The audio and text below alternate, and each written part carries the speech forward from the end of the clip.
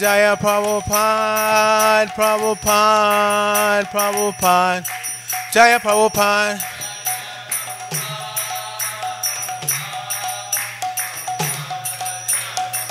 Jaya Jaya Prabhupada, Prabhupada, Prabhupada.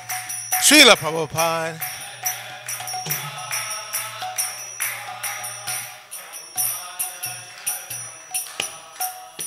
Gaur Premanandi Haribo, Jaya Om Vishnu Pad, Paramahansa Padavrajak Acharya Ashatara Sri Shimai.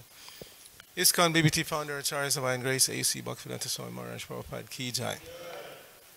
Ananta Koti Vaishnavrinda Ki Jai. Nam Acharya Srila Haridas Thakur Ki Jai. Prem Sakahosh Krishna Chaitanya Prabhu Nityananda Shri Advaita Gadadhar Shri Vasari Gaur Bhaktivedanta Ki Jai. Shri Radha Krishna Gopa Gopinath Shyamakunda Radha Kunda Giri Govardhan Ki Jai. Shri Brajamumi Namanam Ki Jai. Shri Navadvip Mayapur Dham Ki Jai. Shri Lachal Jagannath Puri Dham Ki Jai. Ganga Mai Ki Jai. Jamuna Mai Ki Jai. Bhakti Devi Ki Jai. Shrimati Tulsi Maharani Ki Jai. It was beautiful worship. Shri Shukmini Dwarkadish Ki Jai. Shri Shukmini Dwarkanath Ki Jai. Shri Jagannath Baladev Subhadra Ki Jai. Shri Gornitai Ki Jai. Samaveta Bhaktaprinda Ki Jai. Going back to home, back to Godhead Ki Jai. ISKCON Los Angeles Yatra Ki Jai. Brihad Madanga Transcendental Book Distribution Ki Jai. International Food for Life Transcendental Prasadam Distribution Ki Jai. Shri Harinam Sankirtan Ki Jai. Nitai Gaur Premanandi Hari Haribo. All glories to the seven devotees. All glories to the seven devotees. All glories to the seven devotees. All glories to Shri Shri Guru and Gauranga. Glories to the Prabhupada.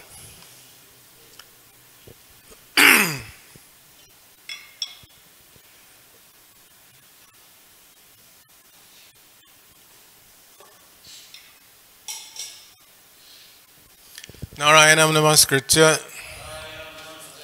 Naram Chaiva Narottamam Deving Saraswatim Vyasam Tato Jayam Hutirayat.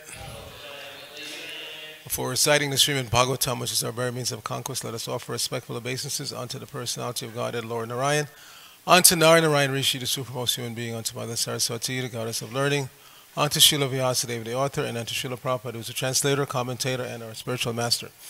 Nashta Prayeshu Bhadreshu Nityam Bhagavata Sevaya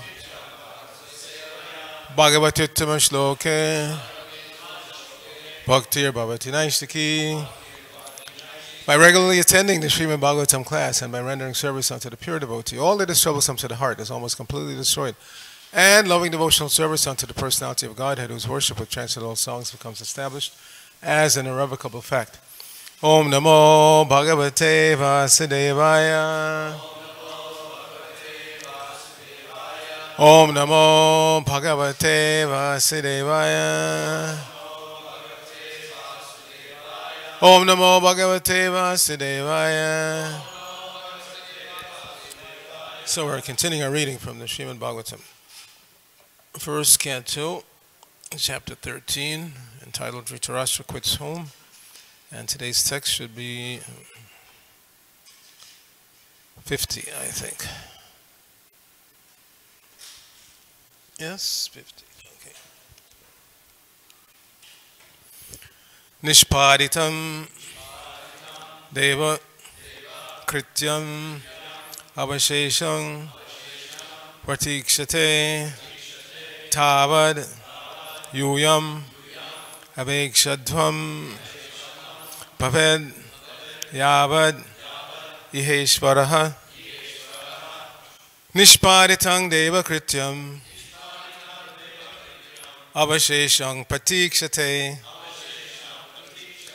Tavad Yuyam Avekshadvam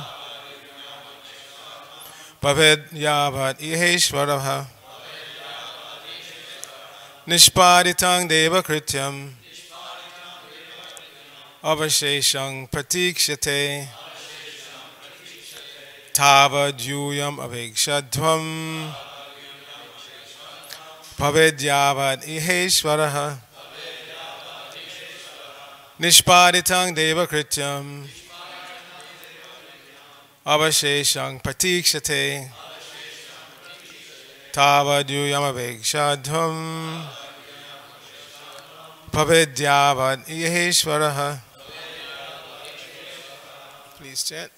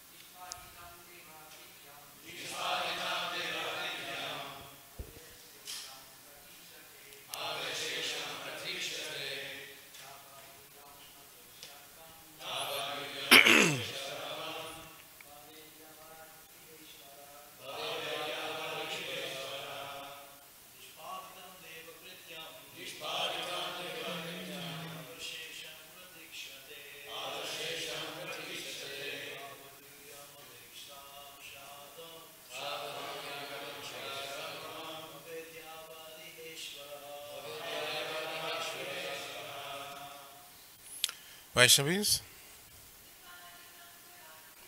Nishparitang deva krityam avasheshang pratikshate tavadyuyam avekshadvam pavedyu namadiveshvaraha. Okay, synonyms. Nishparitam, performed. Deva krityam, what was to be done on behalf of the demigods. Avashesham, the rest. Pratikshate, being awaited. Tavat, up to that time. Yuyam, all of you Pandavas. Avekshadvam, observe and wait. Bhavet, may. Yavat, as long as. Iha, in this world. Ishvaraha, the Supreme Lord. Srila Prabhupada's translation for this verse. The Lord has already performed his duties to help the demigods, and he is awaiting the rest. You Pandavas may wait as long as the Lord is here on earth. Please repeat. The Lord has already performed his duties to help the demigods, and he is awaiting the rest. You Pandavas may wait as long as the Lord is here on earth. Srila Prabhupada's purport. The Lord ascends from his abode, Krishna Loka, the topmost planet in the spiritual sky, in order to help the demigod administrators of this material world when they are greatly vexed by the asuras, who are envious not only of the Lord but also of his devotees. As referred to above, the conditioned living beings contact material association by their own choice, dictated by a strong desire to lord it over the resources of the material world and become imitation lords of all they survey. Everyone is trying to become an imitation god. There is keen competition among such imitation gods, and such competitors are generally known as asuras.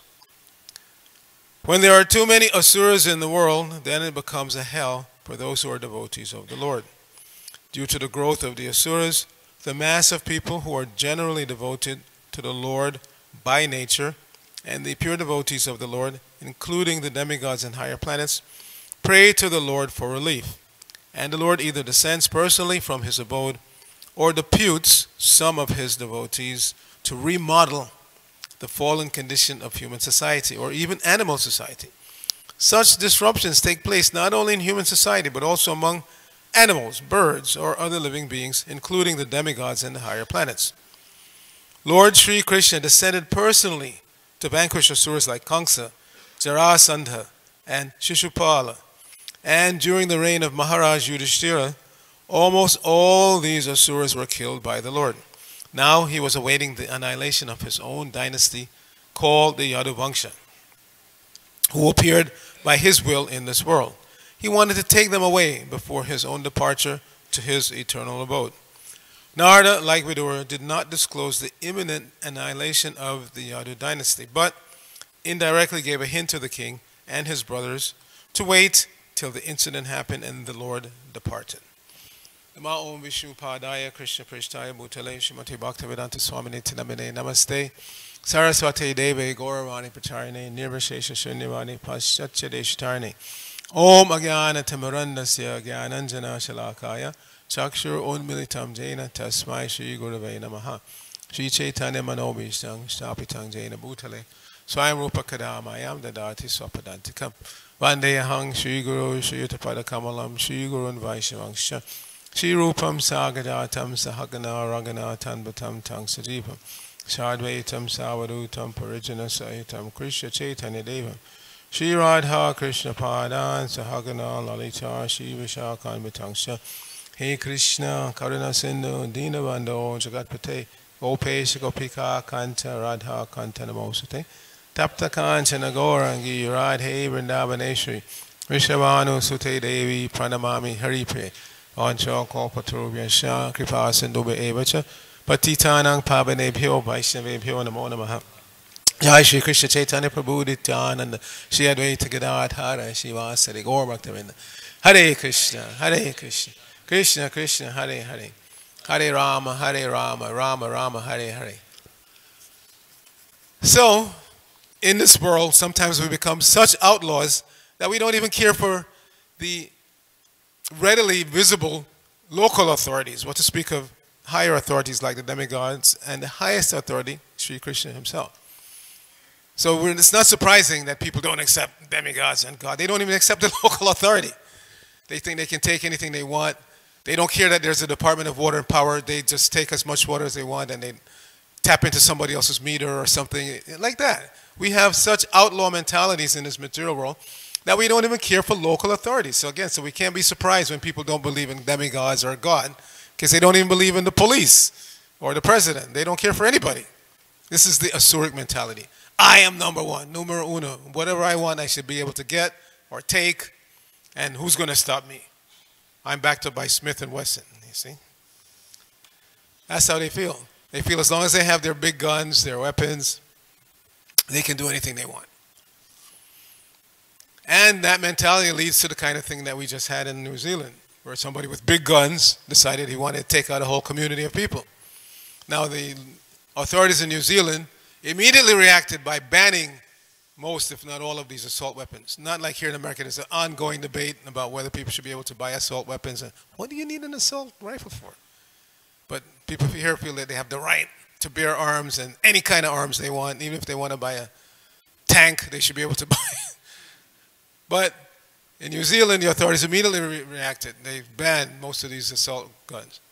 But that's not going to solve the problem, because the problem is in here. You see?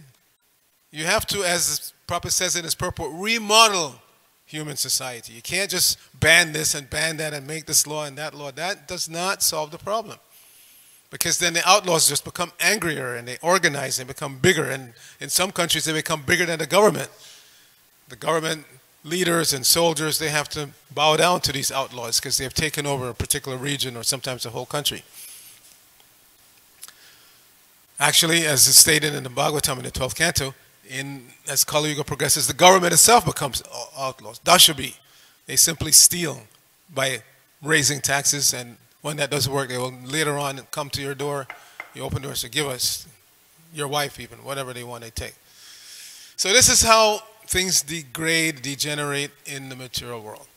So the Lord comes, now it's not so obvious. The purport began by saying, or Narada Muni saying that the Lord's business with the demigods is finished. They're wondering, demigods, what do they have to, they know the demigods are completely intertwined with this Mahabharata presentation. The descent of the Lord begins with, if you read the first chapter of the Krishna book, first chapter of the 10th canto, once the world was overburdened by the unnecessary defense force of various kings.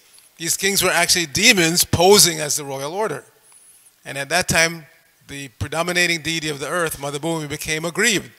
And assuming the form of a cow, she went to see Lord Brahma to explain her situation. And with tears in her eyes, she tried to invoke his mercy. Lord Brahma became perturbed by the story, and he, along with all the demigods, including Lord Shiva, and followed by Bhumi, they went to the shore of the ocean of milk, where the Lord resides. And it stated the Lord formally assumed the form of a boar, a transcendental boar, to save the earth. Then in the next paragraph, that's the first paragraph. Then in the next paragraph it says that the demigods, they pacify the Lord by reciting a standard prayer called Purusha Shukta. And even the newest devotees, if you've been to a couple of fire yagas, you should start to understand that prayer, because our head Pujari always recites at least a portion of it. Sahasra Shirsha Purushaha Sahasrakshak Sahasrapad Savomim Vishwato Drita Atyatishta Dashangulam Purusha Evirang Sarvam Yat Bhutam Yat Chabhavyam, like that. So the Purusha Shukta is a standard prayer you can learn. It's Prabhupada cites a portion of it in one of his purports. But it's available. You can see the entire prayer. So with the Purusha Shukta and other prayers, the demigods pacify the Lord, and Lord Brahma requested that the Lord come and do something about the situation. Because ultimately, again, Krishna is the ultimate ruler, the place where the buck stops. It doesn't go any further than that. So he feels responsible. He has created this material realm so the outlaw souls like us can come here and pretend to be God, like it's stated in the purport today. Everybody wants to be the Lord of everything they survey, and everybody wants to be number one and take charge and tell everybody. Or if you can't take charge directly, then you want to tell the leader what to do. But if the leader does whatever you tell him to do, then he's not actually the leader. You're the leader. You see? So in a subtle way, people try to take over like that. Savas Prabhu, you should do like this. Savas Prabhu, you should do like that. Savas Prabhu, you should do like that. They're always telling him what he should do. So if he does everything that they say he should do, then they're running the community, not him. You see? And like that. Or the president or Lord Brahma. Everybody's always telling the leader what to do. But in order to tell the leader what to do, you have to be qualified. You have to know what should be done and what should not be done. But this is the beginning of the demoniac mentality. Krishna points out in the 16th chapter. Pravritim cha nivritim cha jana navidur asura. The beginning of the demoniac mentality is that they don't know what to be done and what should not be done. They think they can do whatever they want. Nobody should stop me. I feel like doing this or smoking that or whatever I want to do, I should be able to do. And then when the backlash comes, they become angry. Like smoking cigarettes, tobacco is obviously bad for you. But when there's a backlash and the government starts putting warnings, and like the state of California is very, very stringent, you can't smoke in any public place, parks and stuff like that, they become upset. I should be free to smoke wherever I want. No secondhand smoke affects people. I don't care. Like that. That's the demonic mentality. Even when something is obviously bad for themselves, they still want to do it. That's the demonic. So pravritim cha, nivritim cha, jana navidur asura. Asuras don't know what is to be done or what's not to be done. Na shocham, na pichacharo, na satyam teshu vidyate. They're unclean. And again, they don't care. They don't care. Although it's stated that there are 3 gateways to ill health, to illness. And one of them is to be unclean. Unclean. When one is unclean, you're inviting infections, you're inviting illness. So cleanliness is obviously good for us as individuals, but again, those with demonic mentality, they don't care. And they are shocked when you tell them, if you dare to tell them. I do. I'm sorry, I do. When I'm in Govindas, if somebody licks their finger and then touches a serving spoon, I say, don't do that. It's unclean. You're running the risk of spreading disease. And the government knows that. And that's why they force eating establishments to maintain a certain standard of cleanliness, because uncleanliness spreads disease. But again, those are demonic mentality. Instead of accepting guidance, even in the matter of bodily health, they want to do whatever they want to do. A demonic person wants Shocham, Nasatyam. They are not truthful. They will tell the biggest lies. Even when they're completely busted, they'll tell you it's fake news. When they're completely busted, I saw you doing it. No, it's fake news. You're lying. Like that. So this material world becomes a hellish place when such persons pose as the royal order, as leaders. And this happens all over the world, all over the universe. And therefore the demigods pray to the Lord to come, and he comes and kills most of these demons, at least the bigger ones. And then he winds up his pastime and goes back to his kingdom. But actually, as Prabhupada said, the pastimes of the Lord in the material world are like a roadshow. Prabhupada gave the example of time. When you look at your clock, if it's 8 o'clock here, when it becomes 8:01 here, it's actually 8 o'clock somewhere else, and like that. So all around the world, at some point, at some place on the globe, it's 8 o'clock, even when 8 o'clock is gone here. So similarly, when Krishna appears here, and then he seems to disappear, he's appearing somewhere else in the material world in a continuous fashion. And that's why he tells Arjuna in the 4th chapter, Bhagavad Gita, that many, many births you and I have passed. I remember all of them and you don't. So sometimes it can be confusing. And I'm mentioning this particularly for the new devotees, that some people think that if somebody's a pure devotee, like Narad Muni or Srila Prabhupada, then they know everything, past, present, and future. But that's not a fact. Prabhupada directly dealt with that. It's called the omniscience fallacy. A jiva soul can never know everything.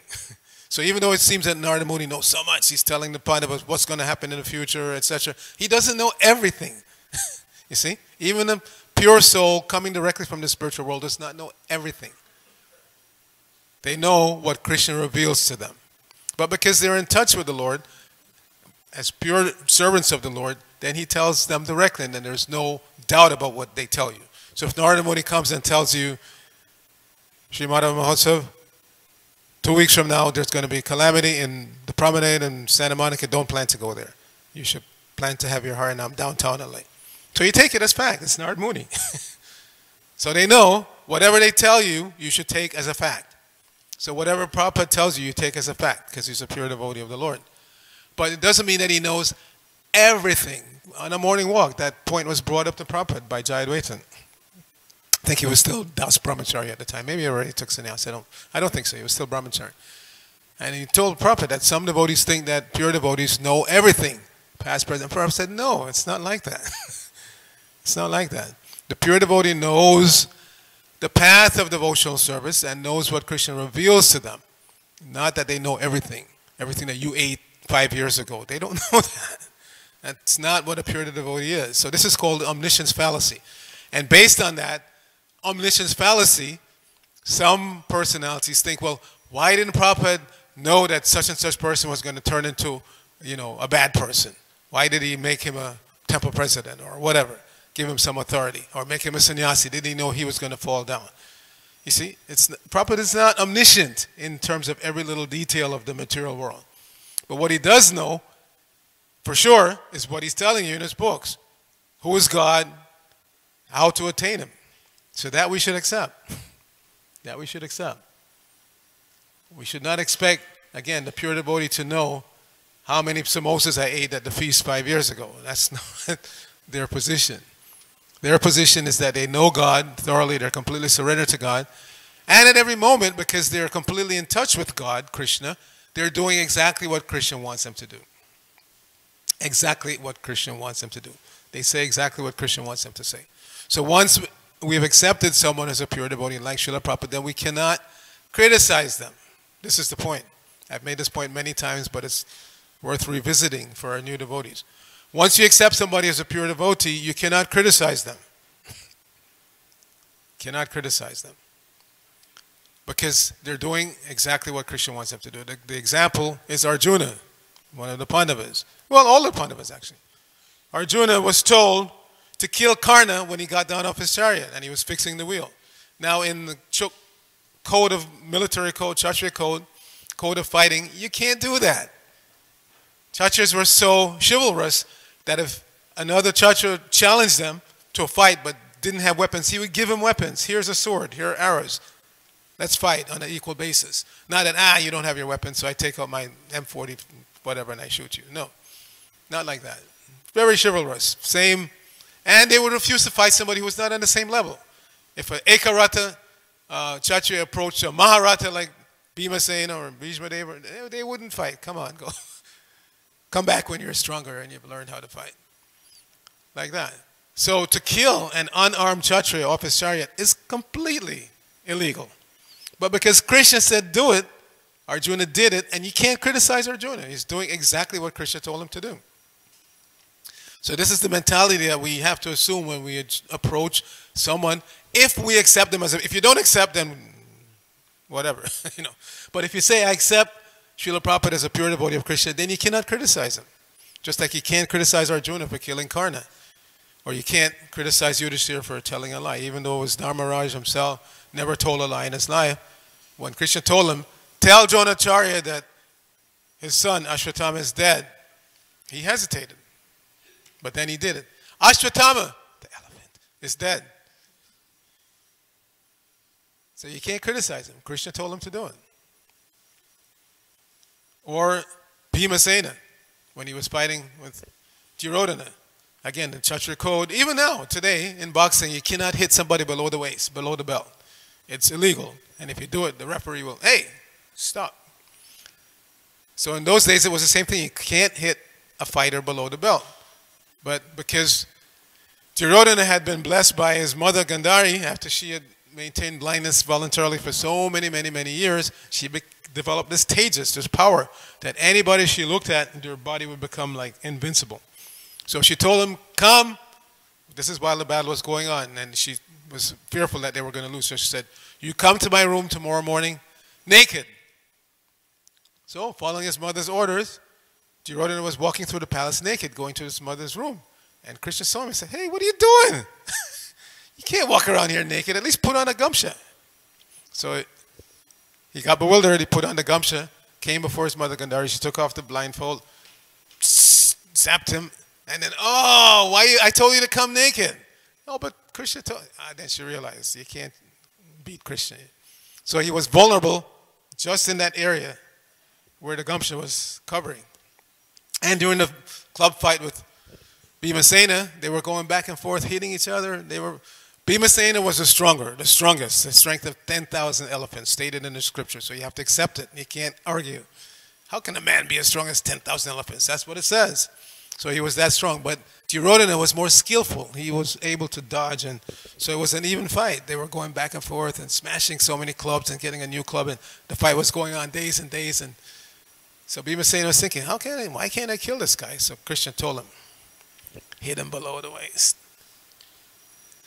And again, being a pure devotee, he does what Krishna tells him. So he hit him below the waist and killed him, broke his thighs, and he lay there in agony. But interestingly, even though he was such a demon, this Duryodhana tried so many ways to kill the Pandavas, did so many horrible things, when Ashwatthama illegally killed the 5 sleeping sons of the Pandavas, snuck into their tent at night and cut their heads off. Then when Duryodhana was informed, he was disgusted. Even a big demon like Duryodhana was disgusted by what Ashwatthama did. So, again, we should understand that a pure devotee is a person who does exactly what Krishna wants him to do at every moment. Can we get back to that platform? Because that's actually our natural platform. Just like the natural platform of existence for a child, 2-year-old, 3-year-old, 5-year-old, to do exactly what their parents tell them. Don't touch that. Come over here, sit down, do this. And then they're happy if they follow what the parents say, assuming the parents are good parents. If the child does whatever the parent says, then the child becomes happy and healthy and normal. But we see some children are born practically from day one. No, leave me alone. Get out of here. They try to run away. They want to assert their independence, even though they're completely vulnerable. Well, guess what? We remain completely vulnerable our entire lives, our entire existence in the material world. We are vulnerable. Not that we can be killed. We know, Najayate Namriyate Ivan, that soul cannot be killed, but because we don't understand we are the soul, we think we're these material bodies, and these material bodies are always vulnerable in every situation. In every situation. There are so many ways in which the material body can be killed. It's just amazing. From very obvious ones to ones that are not so obvious. Again, like personal cleanliness. You contact some disease from somebody else, you don't even know it, that you have it, and then you develop something horrible, and before you know it, the person is gone. Just like that. Or you're born with some congenital disease, like many people, like my mother, had a massive aneurysm. That this was the beginning of her decline. About 7 years before she actually passed away. She was living alone in a big house in Atlanta, and she felt strange. She called a neighbor. The neighbor rushed her to the hospital, and that's what happened. An aneurysm is when a big bubble develops on vein, generally in the head. Big bubble, and then if it breaks, you start bleeding in your brain. You don't even know it, and then before you know it, you die. So because she got there early, they realized what happened, and she had surgery and everything. So they say, at least the scientists, the doctors say that the way that develops is that from birth, you have a congenital weakness in one artery, just a minute fraction of something that's not right. And over the lifetime of that artery, of your heart pumping blood, boom, boom, boom, through the veins, that weakness becomes more and more prominent, and then finally it becomes a balloon, and then boom, it bursts. So there's so many ways that the material body can go. No matter how big and strong you are, you can be taken out by something you can't even see, something you're not even aware of going on inside your body. So we should understand that. So when devotees remain meek and humble, it's not because they're losers. No, it's because they're smart. They know, I'm completely vulnerable. Let me take shelter of Krishna. Let me take shelter of Lord Nrsingadev. Jai Nrsingadev Bhagavan Ki Jai. That's why whenever I go out with the Harinam party, before we start chanting, Namaste Narasimhaya, we have to take shelter of Lord Nrsingadev, because this world is full of demons.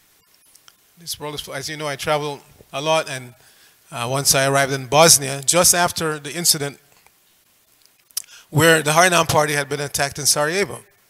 Innocent devotees, Matajis, Prabhujis, on the street chanting Hare Krishna, and out of nowhere, this gang of hoodlums just descended on them and started beating them with bat sticks and iron rods and beating even the women. So you never know. It can happen anywhere, not just in Bosnia. Sometimes here in America we get attacked. Even this temple got attacked. And that's why Prabhupada instituted the chanting of the Nrsinga prayers every day. Right here in this temple, he taught the devotees the Nrsinga prayers, because this temple had been attacked. So we should understand that we're very vulnerable. Don't be puffed up. Don't be afraid to take shelter. It's intelligent to take shelter, because we need shelter. We need shelter. At any moment, this thing can erupt. What happened in New Zealand can be targeted at us. Because as the material energy turns up the heat on the demons, as stated in today's purport, they're not only envious of God, they're envious of others. They're envious of each other also. The demons don't just say, okay, let's gang together and beat up the devotees. They fight amongst themselves also. The reason why Kamsa became the leader of the demons is because he personally fought them. In the Garga Samhita, there's vivid description of the fights that he had, hair-raising tales of fighting with other demons. And they rose so high in the sky, 800 miles above the surface of the earth, they're fighting. So he subdued them by his prowess, or he made alliances with them, like he made alliance with Jarasandha. So like that, the demons are envious of everyone, because again, each demon is thinking, I should be number one. Why should there be anybody over me? You see? So for the time being, they will make alliance, but as soon as they get an opportunity, bam.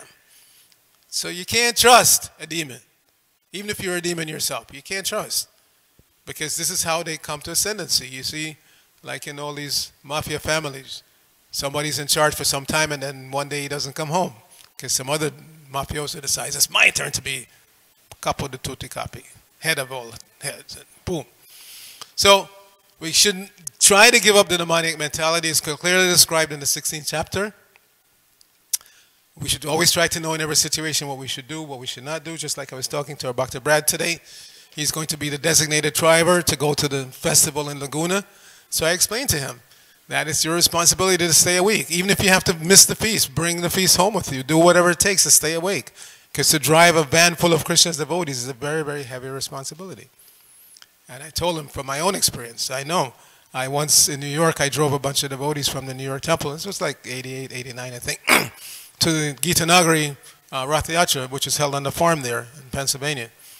So, drove, had a wonderful feast. Of course, it's a farm, devotee farm. That means you're getting farm fresh milk from devotee protected cows, and you get curd from that milk. And all the vegetables are grown right there on the farm. Everything farm fresh. It was a wonderful feast. And I ate a little too much. So on the way back, driving the devotees, So I started praying loudly to the Lord, please keep me awake. Not only do I not want to die, but I don't want to kill these devotees. And one of the things that actually kept me awake is because in those days, most of the temple vehicles were standard transmission. Nowadays, everything is automatic. It's so easy to fall asleep. Put it in drive. So with a standard transmission in Pennsylvania, in that area is pretty hilly. And in those days, it was still the common understanding. It was turned out to be wrong. They don't do it anymore. But the common teaching when you drive a standard transmission was that you use engine compression to slow the vehicle down. In other words, if you're in top gear going fast and you want to slow down, you downshift. And nowadays they tell you don't do that. Just mash the brake and then upshift back to where you want to go. You see? But in those days, they tell you if you want to slow down, come down from 5 to 4, 4 to 3, 3 to 2, like that, downshift. And then so that helped keep me awake because they had to keep downshifting. But it's a grave responsibility with driving Krishna's devotees. Take it very seriously, please. Whether you're on traveling Sankirtan or you're going to a particular festival, the designated driver, your main job is to stay awake. So if it means that you can't have an extra samosa or no samosa at all because you're afraid you're going to fall asleep from eating, which is natural. When you eat, what's called the parasympathetic nervous system takes over, and you're not in control anymore. You find yourself nodding even against your wish. So don't do it. And it's also the responsibility of the passengers for your own sake to keep the driver awake. In other words, keep your eye on the driver. Don't space out reading a book or chit-chatting, or somebody should keep their eye on the driver. Because we have had, unfortunately in ISKCON, so many accidents. Sometimes it turns out to be good. In other words, the devotees make best of a bad situation. Arcita Prabhu tells a story of, he was the Sankirtan leader. They were driving a big van through Germany. It was winter time, and the same thing, the driver fell asleep and went over the back bend, and the van rolled and rolled and rolled and rolled, and finally came to a stop upside down. So the locals, people who saw what happened, they came running over to make sure that whoever was in the van was okay. But they were okay. But Priti realized, they looked upside down. He looked out the window. They saw so many people. Said, "Prabhus, there are a lot of people outside. What do we do when we see people?" So they came out of the van with books, and they said,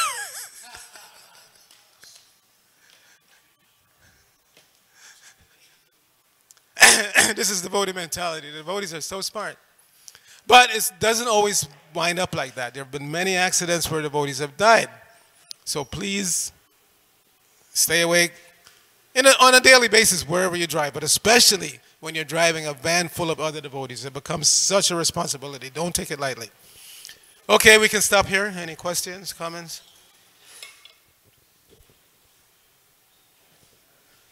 Brigupati Prabhu? Thank you, Prabhu. You were making the point that a pure devotee, he's always doing what Krishna wants him to do. So does that mean he can't make a mistake?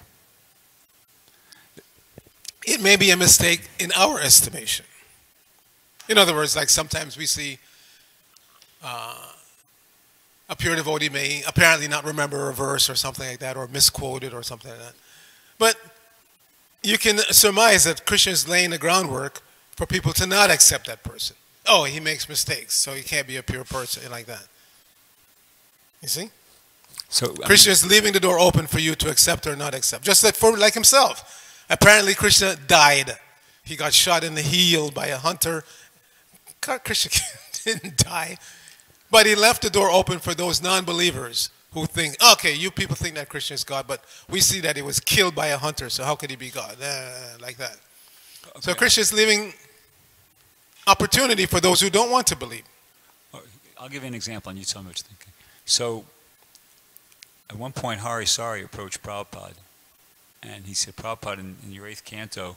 Yeah, I know the passage. Yeah, go ahead. Was that offensive on Hari Sari's part? Do you want me to describe it? I don't know, the other devotees probably don't know. You could describe it if you like. Yeah. The battle between the demons and the demigods, and Prabhupada is using that description to show that the moon is above the sun. Correct. Farther away from the earth than the sun. So, but Hari Sari pointed out how it was actually described there, and yes, so you can say it was a mistake, but why would Krishna allow that? Again, to give an opening for others to not accept Srila Prabhupada as being a pure devotee. You see, Prabhupada himself says about the omniscience fallacy that... But Hari Sari wasn't being offensive by pointing that out to Prabhupada. No, he wasn't being offensive. You should know and respectfully present, just like in the memory series, there was a conversation, there was a presentation by Arcita Prabhu that he was with Prabhupada. They were flying from India to Nairobi, Kenya to bring deities. Flying together, they brought the deities on the plane, actually. The deities were right there in front of them. And then Prabhupada said, let's have a fight. Fight? Prabhupada said, yes. He said, as pure devotee, you have to be ready to fight the Mayavadis at every step. So you be the Mayavadi, I'll be the pure devotee, I'll be the devotee, and we'll fight. We'll have a debate. So Madhudis did his best, presenting all the Mayavadi arguments, and Prabhupada smashed them. And then Prabhupada said, now you be the devotee, I'll be the Mayavadi. And again Prabhupada smashed him. So, as a disciple, yes, you have to do what is right in that situation. So it was right for Hari Sari in that situation to present what he saw. And on that occasion, Prabhupada accepted. But we see in the life of Lord Chaitanya Mahaprabhu with his guru, Ishvara Puri, that Ishvara Puri had written some Sanskrit poetry, and when he came to Navadvip, he presented it to Nimai, he presented it to Lord Chaitanya for editing. And Lord Chaitanya first said, you're my spiritual master, I cannot, no, I want you to edit it, so edit.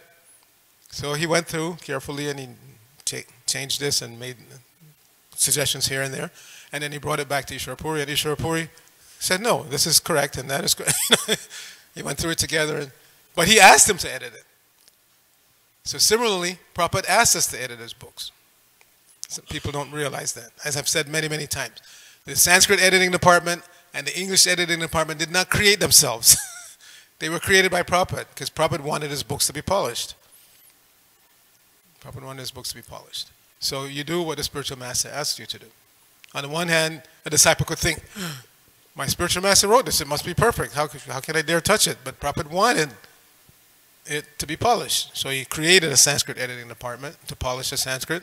He created an English editing department to polish the English. Can't argue with that. Okay, so let's get ready to go to Laguna Beach and participate in the regional Gaur Purnima festival. Jai, Grantara Srimad Bhagavatam ki jai, Srila Prabhupada ki jai, Gaur Bhakta Vrinda ki jai. Hare Krishna.